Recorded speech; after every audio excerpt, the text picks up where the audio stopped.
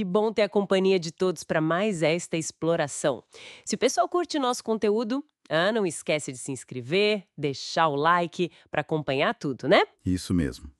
E hoje a gente continua aquela nossa conversa sobre o sermão profético de Cristo.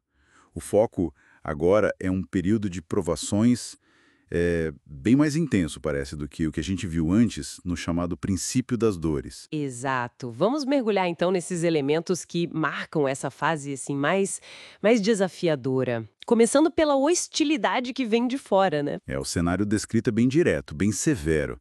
O texto fala sobre pessoas sendo formalmente entregues, sabe, para autoridades hostis. Entregues. Isso já soa como traição, né? Pois é, sugere isso.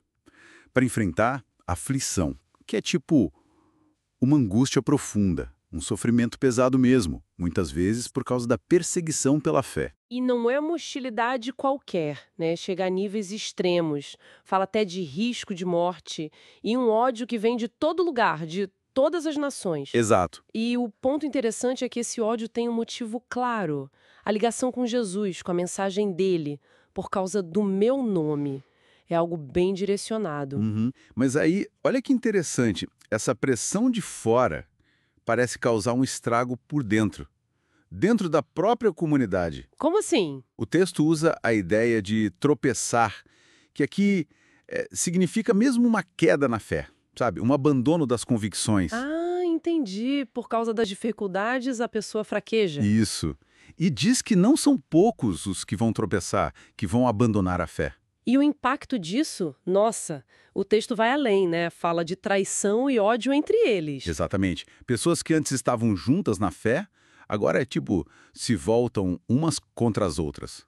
Uma crise interna muito séria. E ainda tem mais coisa complicando por dentro, os tais falsos profetas. Sim, figuras que aparecem dizendo que falam em nome de Deus, mas, na verdade, o texto diz que vão enganar a muitos, desviar as pessoas. Quer dizer, é ataque de fora e confusão por dentro. Pois é. E o texto liga isso tudo, essa confusão interna e a pressão externa, a um aumento do que ele chama de iniquidade. Iniquidade, tipo um desrespeito geral pela lei de Deus, uma ilegalidade crescente. Isso. Uma desordem moral, digamos assim. E essa iniquidade crescente tem uma consequência direta e bem dolorosa. Que seria? Diz que o amor de muitos esfriará. Nossa, o amor esfriar. Isso é forte. Muito forte. E não é só sentimento, né? É aquela afeição ativa, o cuidado mútuo, a boa vontade. Isso vai diminuir drasticamente por causa dessa maldade toda. Faz sentido. A desordem externa e interna minando os relacionamentos. Mas é interessante, no meio desse quadro todo sombrio, surge uma palavra de esperança, talvez. Perseverança. Verdade. É o contraste, né? A promessa é clara. Quem perseverar, quem aguenta firme, mostrar essa constância, mesmo com tudo isso acontecendo, até o fim. E se alcança a salvação, a libertação final. É um chamado à resistência, então. Com certeza. Uma resiliência no meio do caos total. E essa perseverança acontece enquanto outra coisa importante está rolando, né? O texto diz que antes do fim chegar... Seja o fim desse período de tribulação ou o fim da era mesmo. Isso. Antes disso, algo precisa acontecer em escala global. A proclamação do Evangelho do Reino. Aquela mensagem central sobre o governo de Deus, sobre a salvação, ela tem que ser anunciada publicamente. E não é em qualquer lugar, é em todo o mundo habitado. Uma tarefa gigantesca. E para quê? Qual o propósito disso? Serve como um testemunho, uma declaração pública para todas as nações. É como se fosse uma última chamada, um último aviso. E só depois disso, depois dessa pregação mundial... Só então, diz o texto, virá o fim.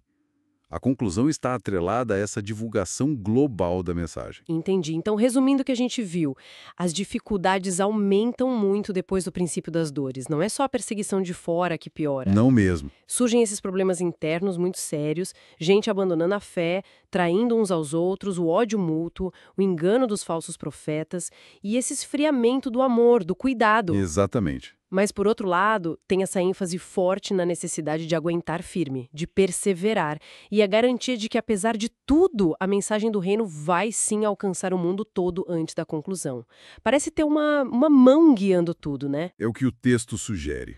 E como a gente falou lá no começo, é importante lembrar que esses eventos vêm depois daquela fase inicial que a gente analisou antes. Verdade. Quem não viu essa análise sobre o princípio das dores, vale muito a pena conferir para pegar o contexto completo, para entender essa escalada das coisas. Com certeza. Ajuda a gente a ter a dimensão do que está sendo descrito aqui. Bom, se essa nossa conversa trouxe alguma clareza, alguma perspectiva nova sobre essa passagem que é, convenhamos, bem desafiadora. Que bom! Considerem curtir o vídeo e compartilhar com outras pessoas que possam se interessar pelo tema. E fica a reflexão, né? Como será que essa perseverança individual, até o fim, se conecta com essa tarefa coletiva gigantesca de levar a mensagem para o mundo todo? Especialmente num tempo em que a confiança e o amor parecem diminuir tanto. É algo para a gente pensar mesmo. Até a próxima, pessoal!